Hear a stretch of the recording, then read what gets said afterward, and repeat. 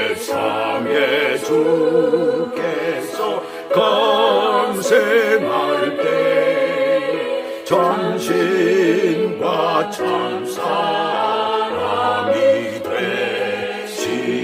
되시려고 동정녀의 몸에서 나시었으니 엎드려 절하세 엎드려 절하세 엎드려 절하세 구세주한테 여호와의 말씀에 욕심을 날고와 날고 주가 되셨도다. 늘 감사한 찬송을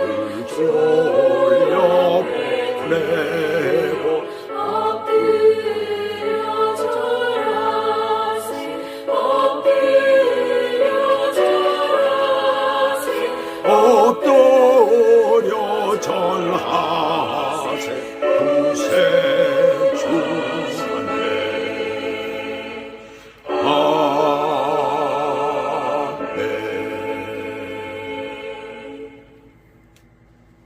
구세주한테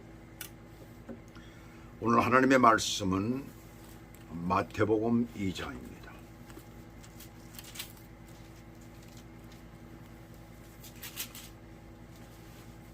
마태복음 2장 1절에서부터 12절까지 제가 봉독해 올려드리겠습니다. 헤로드 왕 때에 예수께서 유대 베들레헴에서 나심에 동방으로부터 박사들이 예루살렘에 이르러 말하되 유대인의 왕으로 나시니가 어디 계시냐? 우리가 동방에서 그의 별을 보고 그에게 경배하러 왔노라 하니 헤로드 왕과 온 예루살렘이 듣고 소동한지라. 왕이 모든 대제사장과 백성의 서기관들을 모아 그리스도가 어디서 나겠느냐 물으니 이르되 유대 베들레헴이오니 이는 선지자로 이렇게 기록된 바 또 유대 땅 베들레헴아 너는 유대 고을 중에서 가장 작지 아니하도다. 내게서 한 다스리는 자가 나와서 내 백성 이스라엘의 목자가 되리라 하였음이니이다. 이에 헤롯이 가만히 박사들을 불러 별이 나타난 때를 자세히 묻고 베들레헴으로 보내며 이르되 가서 아기에 대하여 자세히 알아보고 찾거든 내게 고하여 나도 가서 그에게 경배하게 하라. 박사들이 왕의 말을 듣고 갈새 동방에서 보던 그 별이 문득 앞서 인도하여 가다가 아기 있는 곳 위에 머물러 서 있는지라. 그들이 별을 보고 매우 크게 기뻐하더라. 집에 들어가 아기와 그의 어머니 마리아가 함께 있는 것을 보고 엎드려 아기께 경배하고 보배압을 열어 황금과 유향과 몰약을 예물로 드리니라. 그들은 꿈에 헤롯에게로 돌아가지 말라 지시하심을 받아 다른 길로 고국에 돌아가니라. 아멘. 오늘 하나님의 말씀 제목은 진정한 성탄 축하의 회복, 진정한 성탄 축하의 회복이라는 제목을 붙였습니다. 여러 가지 일들이 많았던 다사다난했던 한 해가 되물어가면서 우리에게 희망을 약속하는 성탄절을 맞이하게 되었어요. 예수님의 탄생은 헤롯 왕 때였어요. 헤롯은 이둠의 사람입니다. 에돔 사람. 유대인이 아니에요. 이둠의 사람, 에돔 사람이에요. 그래서 그는 왕으로 즉위하자마자 유대인들의 그 이스라엘 사람들의 그 인심을 얻고자 뭘 건축했어요? 예루살렘 성을 건축합니다. 그래서 헤롯 성전이라는 이름이 붙게 되었죠. 6번이나 결혼한 사람이에요. 그는 아주 굉장한 폭군일 뿐만 아니라 암살에 능한 사람이었습니다.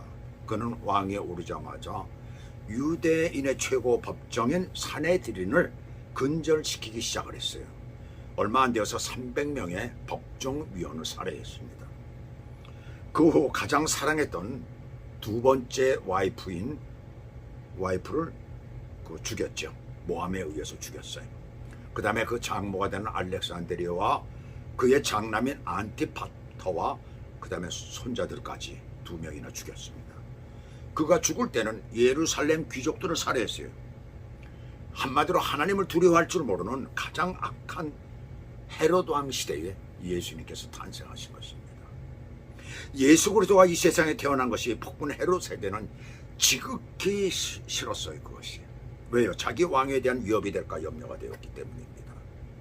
불의로 더럽혀진 심령은 의로운 사람들을 싫어합니다. 미워하고 죽입니다. 오늘날도 그렇잖아요. 우리가 보면 헤롯이 왜 예수 그리스도의 나심을 그토록 두려워하고 싫어했습니까?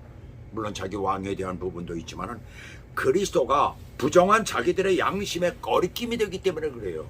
그래서 이 죄를 많이 짓고 이런 사람들은 자기 주변에 있는 양심 있는 사람들을 죽이려고 합니다. 오늘날도 똑같은 거예요. 그래서 죄를 많이 지은 자들을 보면 한결같이 뒤집어 씌웁니다. 조작을 해서 뒤집어 씌우는 일들이 벌어지고 있죠. 오늘 우리가 사는 이 역사에도 예수 그리스도의 나심을 증오하고 그리고 핍박하는 그런 독자들이 많이 있습니다. 예수 그리스도가 나셨다는 소식을 두고 예루살렘이 소동했죠. 예수 그리스도가 나신 의미도 모르고 소동하는 사람들이 오늘날도 있습니다. 그래서 성탄절이 되면은 상가와 백화점 거리거리마다 징글벨로 소동이 납니다. 술렁거립니다. 세상을 온통 한몫 즐기는 날로 술렁거리게 됩니다. 그 다음에 여기 보시면 제사장들과 서기관들의 반응을 볼 수 있어요. 이들은 아기 예수가 나신 일에 완전히 무관심했다는 것을 알 수가 있어요.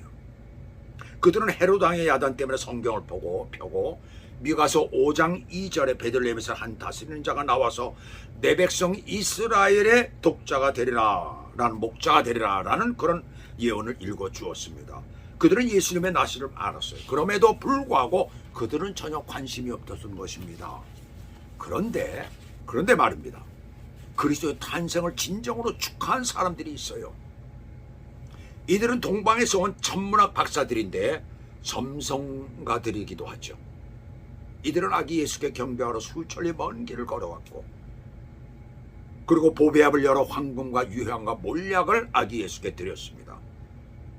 동방 박사들의 예수님 탄생 시에 가졌던 아름다운 정신을 오늘날 우리 그리스도인들도 가져야 되겠어요. 그래서 회복하여야 되는 것입니다. 그리스도의 탄생을 진정으로 축하하는 그런 마음들을 가져야 된다는 얘기죠. 무엇을 회복할까? 첫째로 이들은 아기 예수께 경배하기 위하여 마음을 다하였다는 얘기예요. 자, 그들의 고향이 어디예요? 보통 흔히들은 페르시아라고 얘기를 합니다. 페르시아라면 수천리 길을 왔다는 얘기죠. 엄청나게 먼 거리가 되는 거죠. 그런데 다른 곳에서는 지금 요즘 학자들이 하는 얘기가 중국일 가능성이 높다라고 얘기를 합니다. 정확히 어디라고는 할 수가 없어요. 왜냐하면 페르시아에서는 몰약이나 유향이 나지를 않습니다. 근데 중국이 산지거든요. 그래서 어쩌면 중국의 그 학자들이 왔을 가능성은 지금 보고 있어요. 어찌됐든 대체적으로 페르시아라고 얘기를 합니다. 자, 거기에서 중국이든 페르시아든 어디에서든지 베들레헴까지 왔다라는 것은 평탄한 길이 아니죠. 산을 넘고 강을 건너야 되고 사막을 횡단해야만 했어요. 별 따라 가야 했으니 낮에는 방향을 알 수가 없어 반길을 걸어야 했던 것입니다. 비바람 치며 사막의 모래가 앞을 가로막을 때 죽을 고비 몇 번이며 고달프면 어땠을까요?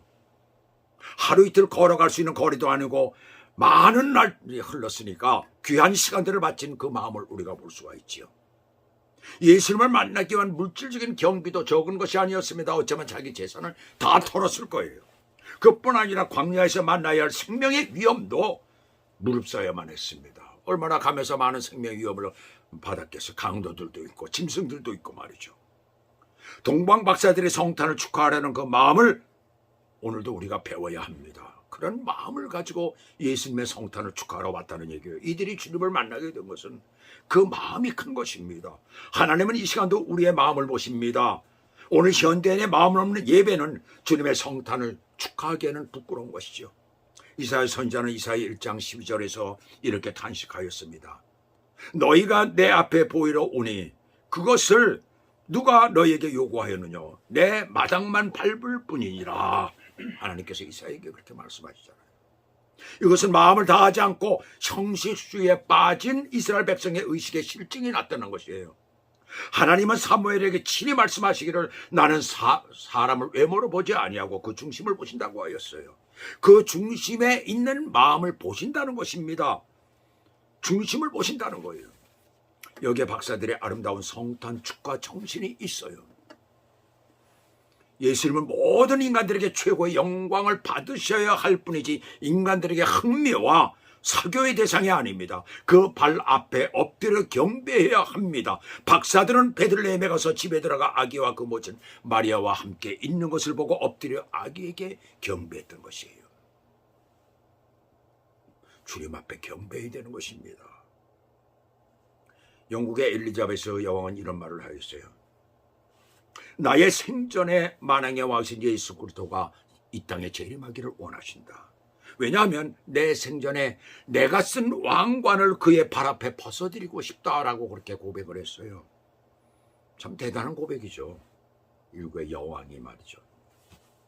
그때 당시에 엘리자베스 여왕은 온 세계를 지배하던 사람이었습니다. 엄청난 땅을 가지고 있었죠. 많은 땅을 정복했었죠. 두 번째로 동방의 박사들은 보배합을 열어 왕의 왕께 예물을 드려 경배하는 것이에요. 황금은 왕에게 드린 제일 귀한 보물입니다. 유향은 제사장들이 제사 때 사용하는 것이고, 몰약은 시체에 바르는 약으로서 사망을 피하시는 구세주의심을 상징하는 거예요. 그러기에 동방의 박사들이 드린 예물은 예수 그리스도에게 드린 신앙 고백의 예물이 되는 것입니다. 무릇 그리스도 앞에 나아가는 자는 누구나 자기의 최고의 보배를 그에게 드려 그에게 경배하지 않으면 그에게 합당할 수 없습니다.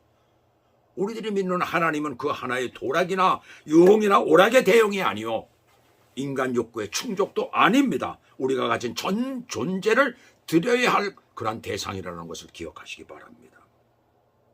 일생은 아프리카에서 복음을 전하기 위해 온몸을 다 바친 그 리빙스톤이 마지막에 어떤 호숫가에서 그 마지막을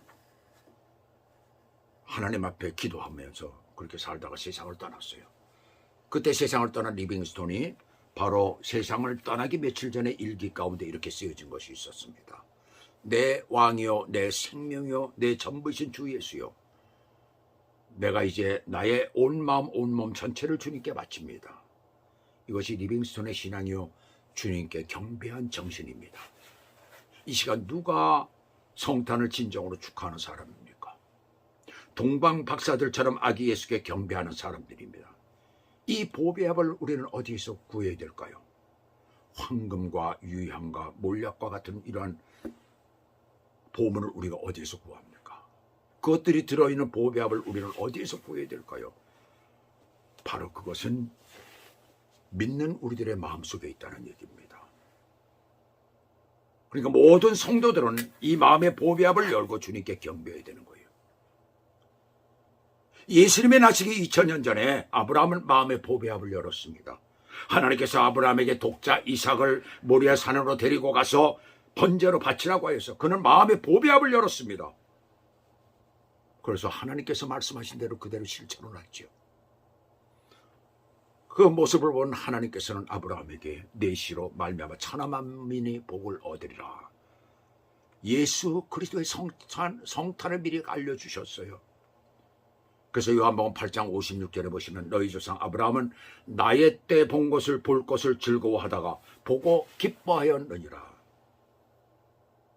하나님의 때를 볼 것을 즐거워하다가, 하나님의 때는 뭡니까? 예수 그리스도가 이 땅에 오신다, 메시아가 이 땅에 오실 것을 그는 기대하고 즐거워하다가 실제로 봤다는 얘기입니다. 그 모습을 꿈을 통하여 봤을까, 환상을 통하여 봤을까요? 어떤 형태로든 그 모습을 봤다는 얘기죠. 오늘도 주님에게 무릎 꿇고 자기를 다스리는 왕으로, 죄사함 베푸시는 구속주로서 영원한 생명으로 모실 때 진정한 성탄이 되는 것입니다.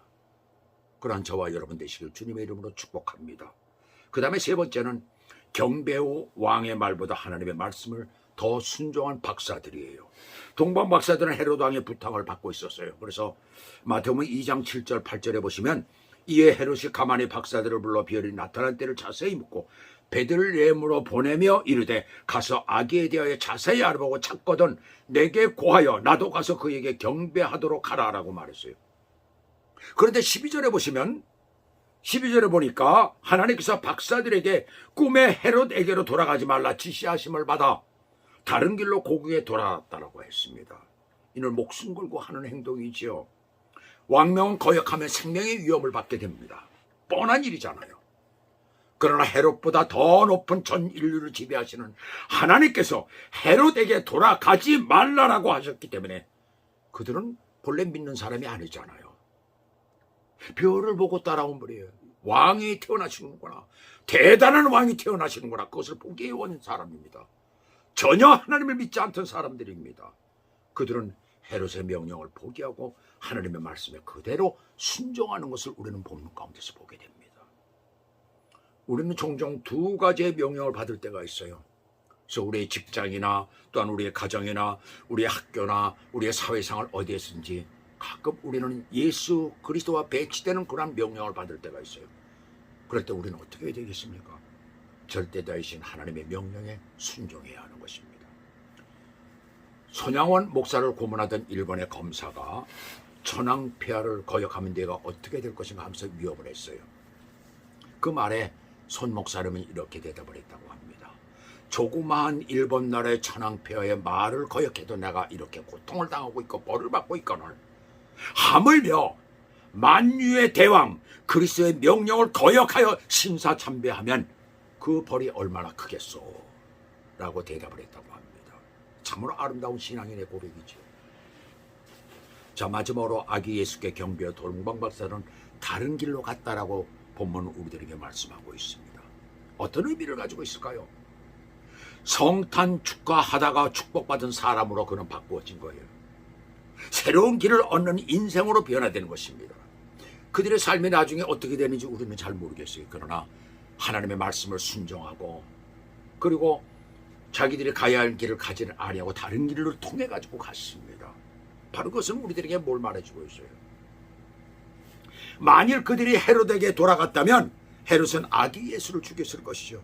이렇게 되었다면 박사들은 성탄 축가의 경배가 비극으로 끝나버리고 되었을 것이에요. 그러나 박사들이 헤롯의 악한 길을 피하여 간 것입니다. 앞서 그들이 베들레헴으로 직행하지 못하고 왜 직행하지 못했을까요? 별이 없어진 거예요.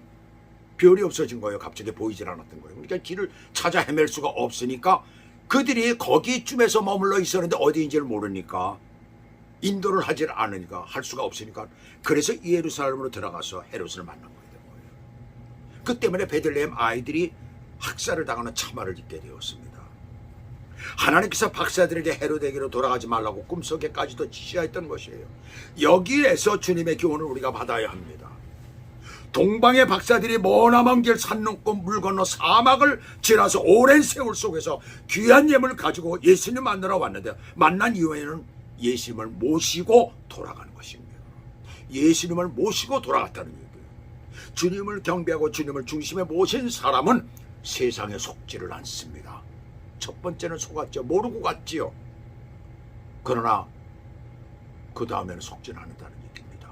하나님의 말씀을 그대로 순종하고 그것을 따랐기 때문에 속지를 않았다는 얘기예요. 과거에 걷던 길을 다시 걸어가지 않습니다. 꿈에 헤롯에게로 돌아가지 말라 지시하심을 받아 다른 길로 고국에 돌아가니라. 헤롯이 누구입니까? 헤롯이 어디 있습니까? 헤롯은 바로 마귀입니다. 사탄입니다. 세상의 왕입니다. 알지 못하여 그릇 행하였던 옛길입니다. 에베소 2장 1절에서 3절을 보시면 우리가 함께 찾아보겠습니다. 에베소 2장 1절에서 3절까지를 한번 보죠. 에베소서 2장 1절에서 3절. 그는 허물과 죄로 죽었던 너희를 살리셨도다. 그는 누구예요? 예수 그리스도를 말하는 것이죠. 허물과 죄로 죽었던 너희를 살리셨도다. 그때 너희는 그 가운데에서 행하여 이 세상 풍조를 따르고 공중의 권세 잡은 자를 따랐으니 곧 지금 불순종의 아들들 가운데서 역사하는 영이라.